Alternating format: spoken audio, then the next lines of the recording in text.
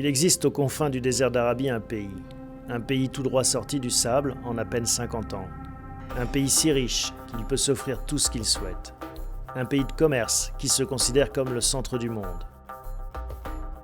Un pays qui ne cesse de s'élever depuis pour voir plus loin.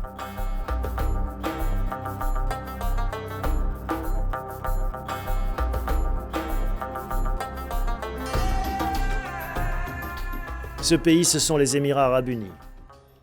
Né il y a 44 ans grâce à la vision d'un homme, le Cheikh Zayed, qui a su convaincre d'autres tribus que l'union faisait la force. Un cheikh qui a intégré très tôt que la formidable manne pétrolière n'était pas éternelle et qu'il fallait construire l'après. Une stratégie d'investissement, de commerce et de communication s'est mise en place pour séduire ce que le monde possède en investisseurs, travailleurs ou consommateurs. Mais pour faire venir des entreprises dans son pays, pour développer les échanges commerciaux, pour attirer les talents du monde entier, il faut inspirer confiance. Cela repose sur la sécurité et les garanties, notamment juridiques. Très vite, le droit des affaires anglo-saxon s'est imposé dans la région. Pourtant, la France avait toutes ses chances dans ce pays dont le système juridique s'inspire en grande partie du droit égyptien, influencé par Napoléon et son code civil. Est-il trop tard ? La France ne pourrait-elle pas profiter davantage de son histoire ? Ne serait-ce pas un moyen pour les Émirats de renforcer leur indépendance, de diversifier leurs risques et d'attirer toujours davantage ? C'est pour contribuer à retisser des liens juridiques forts entre les deux pays que LexisNexis a organisé plusieurs rencontres avec les plus hautes autorités judiciaires émiraties. Professeurs de droit, huissiers de justice, avocats et notaires français ont fait le voyage pour participer à ces rencontres. Le ministère de la Justice des Émirats Arabes Unis poursuit plusieurs objectifs stratégiques, dont notamment celui de se rapprocher des meilleurs standards internationaux. D'où l'attrait de cette rencontre avec des experts venus de France, reçus par le ministre de la Justice en personne. Une rencontre suivie d'une journée d'échange avec des magistrats.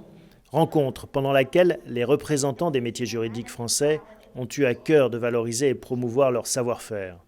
Les huissiers de justice, par exemple, ont défendu devant cette assemblée l'originalité de leur profession, mêlant intérêt général et exercice libéral. Comment exporte-t-on le droit français ? Cela commence par franchir la barrière de la langue. Patrick Safar, vice-président de la Chambre nationale des huissiers de justice, nous explique ce qu'il a mis dans sa valise, juste avant de partir. Nous avons mis effectivement en place des modèles de communication en anglais parce que malheureusement, ou heureusement, je ne sais pas, voilà, c'est la langue qui devient un petit peu universelle. Voilà, donc il est important de pouvoir présenter nos activités, notre statut, nos tarifs, nos conditions d'entrée dans la profession en anglais. Et voilà, ça fait partie d'une stratégie internationale. Nous allons à la demande des pays, nous sommes fiers d'exporter le modèle français. La profession d'avocat, elle, n'a pas besoin de faire de la pédagogie, mais bien de se faire une place au soleil dans un pays où les lawyers sont archi-dominants. L'un de ses porte-parole, Emmanuel Pierrat, exprime sans détour l'intérêt de réussir à exporter notre modèle.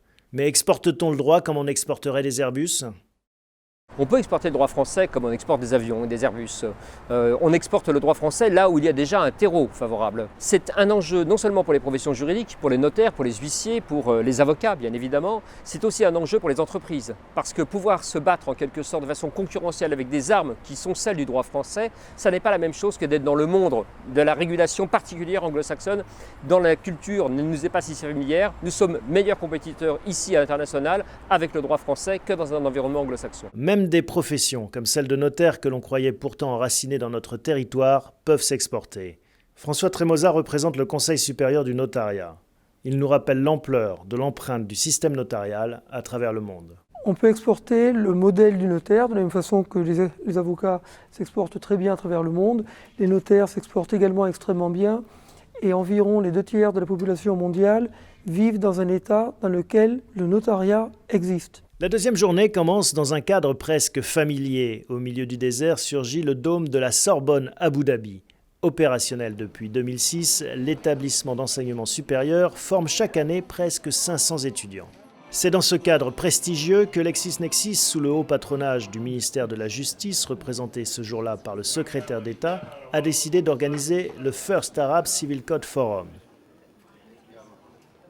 Georges Okeis, conseiller du ministre, nous explique en quoi cette manifestation s'inscrit dans le cadre d'un projet de long terme pour les Émirats. Vu les changements qui vont être prochainement publiés en France concernant le Code civil français, donc on veut être à la page, on veut être au courant de tous les changements dans l'environnement juridique français pour être aligné avec le système civil qu'on adopte ici aux Émirats.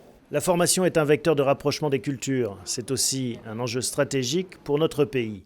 Le vice-chancelier Éric Fouache expose les enjeux du soft power, cette influence culturelle qui est souvent proportionnelle au dynamisme économique d'un pays. Nous n'avons pas exporté jusqu'à présent d'université. On a exporté quelques écoles, Centrale, HEC, mais... c'est le chaînon manquant en fait. C'est le chaînon manquant à un moment où il devient crucial d'être présent à l'étranger parce que les pays anglo-saxons y sont depuis 20 ans.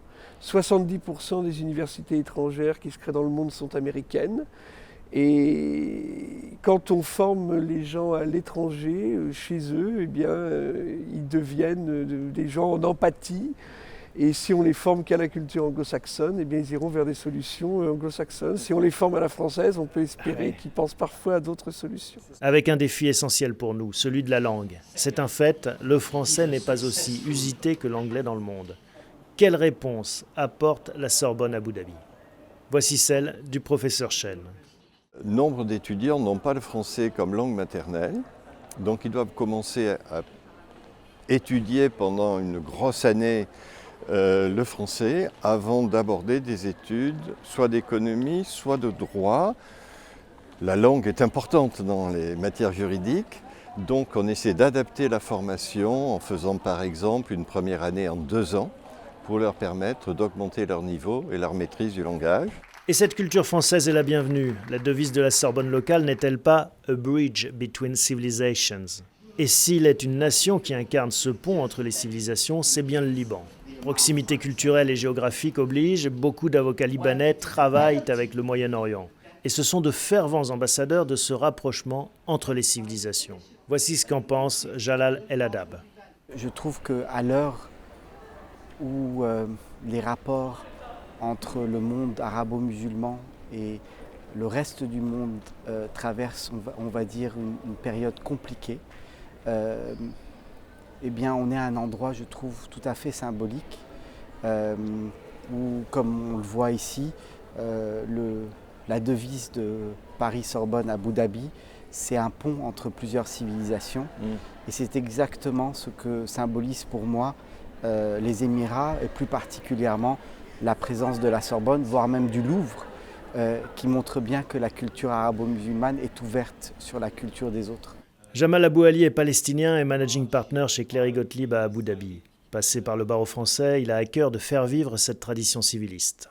C'est une grande tradition et c'est une tradition qui est primordiale dans nos pays du Moyen-Orient. Le système des Émirats arabes unis est très influencé par le droit civil français. Et donc c'est tout à fait pertinent pour notre travail et notre pratique ici. Mais au-delà de ces belles paroles, demeure un constat. Les Français sont sous-représentés. Karim Nassif travaille dans l'un des 2 rares cabinets français implantés dans les Émirats. Libanais, il regrette que la présence de ses confrères français ne soit pas plus marquée. C'est quand on vient, c'est-à-dire on s'implante et on parle, c'est pas seulement pour le business, mais c'est aussi un message pour dire qu'on croit dans notre système et que ce système est bon pour les transactions. Et deuxièmement, ça amène un vent nouveau de débat qui existe probablement plus en Europe que dans le Moyen-Orient sur comment gérer les anciens concepts de droit civil et comment les adapter à la nouvelle économie ou au monde moderne des affaires. Mais pour exporter davantage de professionnels du droit, cela commence dès les bancs de l'université. Les professeurs Molfessis et Grimbaum poussent leurs étudiants à découvrir d'autres horizons. Je pense que les étudiants, de toute manière, ils gagnent à voyager à un moment donné dans leurs études. Probablement, à partir de la 5e année, il faut réellement les inciter à aller passer un semestre, voire une année entière à l'étranger. Et je pense que cette région du Golfe est une des régions les plus dynamiques actuellement sur la planète. Et ils ont tout intérêt à venir y apprendre un certain nombre de choses et à exporter aussi leur savoir. En Europe, en France en particulier, on situe mal cette zone du monde. C'est-à-dire que le monde musulman en France est perçu plutôt comme une relation méditerranéenne. Or ici, il est assez difficile d'expliquer qu'on n'est plus dans cette relation méditerranéenne, mais on est dans une relation en face de l'Inde et de la Chine. Et donc c'est plutôt une sorte de plateforme d'échange mondiale qu'une relation méditerranéenne. C'est peut-être ça qui est le plus difficile à faire passer aux étudiants et aux collègues. On est quand même dans une autre région du monde, avec d'autres enjeux. Ce qui nous permet de prendre de la distance aussi avec ce passé colonial avec l'Afrique du Nord. On n'est pas du tout dans cette relation-là. 3e jour, avec une plongée au cœur de ce qui fait la réussite de Dubaï, l'émirat voisin d'Abu Dhabi. Sa stratégie est assumée. Cet émirat a compris depuis longtemps que de son rayonnement international dépendait son avenir. Transport, infrastructure et divertissement doivent permettre de continuer à attirer des investissements et des talents de la planète entière. C'est pour alimenter son poumon économique et financier que Dubaï a créé les Free Zones, les zones franches, à l'instar de ce port, Jebel Ali, un port artificiel qui abrite 5500 sociétés issues de 120 pays et qui vise les premières marches mondiales en termes d'activité. En quelques heures seulement, ces grues gigantesques peuvent décharger ou charger les plus gros porte-conteneurs du monde. Comme les autres Free Zones des Émirats, Jebel Ali est une enclave sans droit de douane, sans taxes et avec une législation du travail des plus accommodantes. Ce modèle de Free Zone se décline dans tous les secteurs de la vie économique.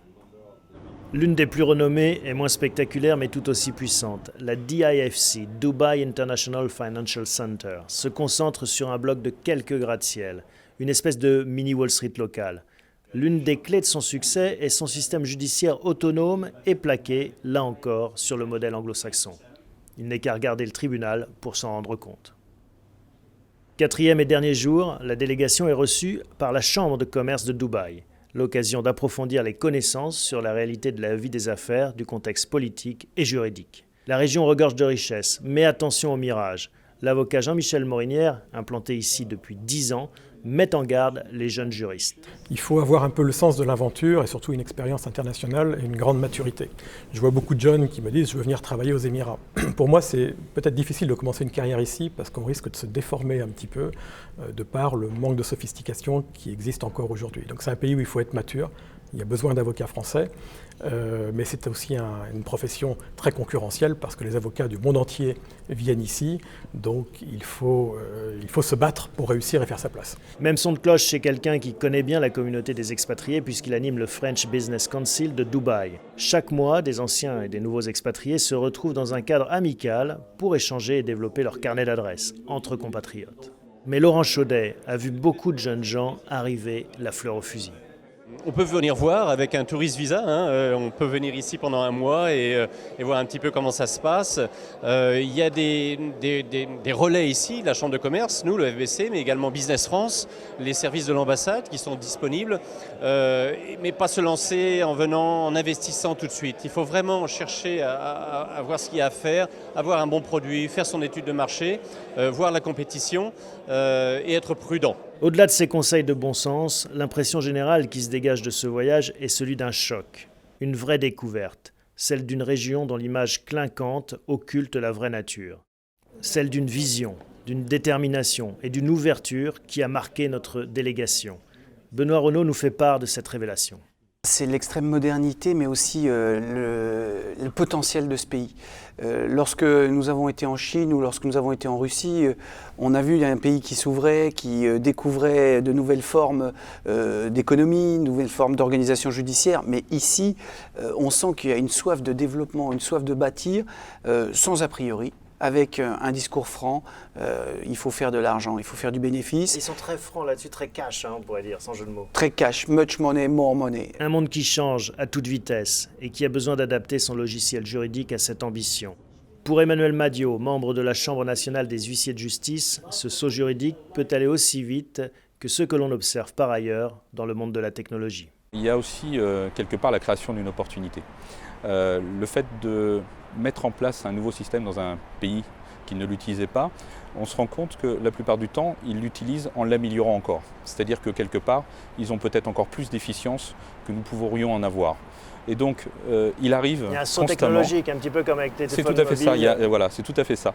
Ils gardent ce qu'il y a de meilleur et ils vont des fois plus loin que nous. Et ce qui est intéressant justement, c'est d'aller piocher ensuite, lorsque l'expérience a réussi, d'aller les revoir pour retirer ensuite ce qu'ils ont fait de mieux pour essayer de l'intégrer à nouveau dans notre système. Une opportunité pour le monde du droit français. Comme pour nos autres industries de pointe, la France doit se positionner pour exporter son savoir-faire. Le gouvernement français mesure d'ailleurs tout l'enjeu de cette conquête, ainsi que le rapporte Philippe-Henri Dutheil, président de la Commission des affaires européennes et internationales au Conseil national des barreaux. Aujourd'hui, nous avons un ministre des Affaires étrangères qui considère que le vecteur majeur de l'influence diplomatique de la France, c'est-à-dire l'influence politique, de l'influence culturelle, de l'influence économique, passe par un squelette qui est le droit. C'est pour nous les juristes quelque chose d'extraordinaire. Un volontarisme qu'accompagne LexisNexis en approfondissant, ainsi que nous l'avons vu, la qualité de ses relations avec les autorités et les décideurs du pays, et en accompagnant les professions juridiques françaises dans la région pour leur permettre de découvrir tout son potentiel. Guillaume de Roubaix est l'artisan de ce rapprochement et de ces échanges. Je retiens que le potentiel est énorme. C'est vraiment pour moi le message le plus clair, c'est-à-dire que alors même que les échanges sont, disons-le, quasi nuls aujourd'hui, il y a véritablement une volonté, et puis je dirais une volonté qui est une volonté réelle. On n'est pas simplement, vous savez, dans le message un peu diplomatique, un peu poli, de dire on veut travailler ensemble, on sent bien qu'il y a des intérêts communs. Je le redis, les Émirats, c'est une fédération d'États de droit civil. Ils souhaitent travailler avec les juristes du monde entier pour moderniser leur modèle, pour moderniser leurs droits, comme on peut le faire dans tous les pays du monde. Mais pour eux, c'est vrai que le faire avec les Français fait sens. Il faut saisir les opportunités là où elles se construisent. Et les Émirats arabes unis, ainsi que l'a montré ce voyage, recherchent des partenaires qui peuvent les accompagner dans leur croissance.